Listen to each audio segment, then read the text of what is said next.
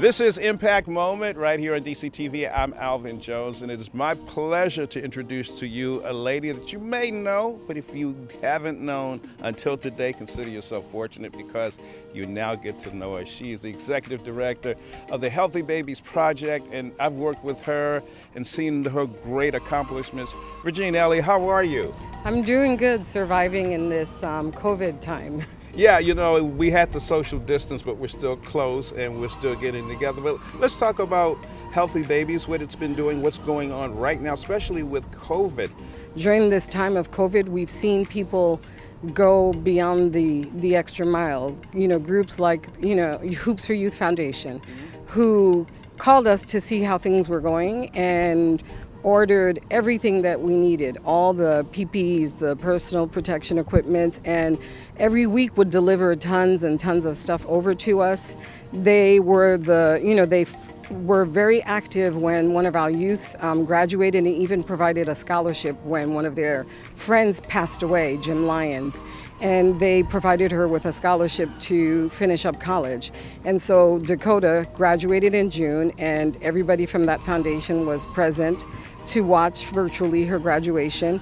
And, it was an exciting time for us. Dakota is one of the first moms to graduate out of college from our program, and her story and her journey is definitely a challenge. But Dakota said she was able to come through one door and go through many doors. Before we do anything else, a big DCTV shout out to Dakota, who's graduated. Woo, Dakota! Where did she graduate from? She graduated from the University of the District of Columbia. UDC. Yes. UDC. Congratulations, Dakota. We are extremely proud of you. And even though they got masks on, all of the crew right here, they're smiling because we are all right here for you.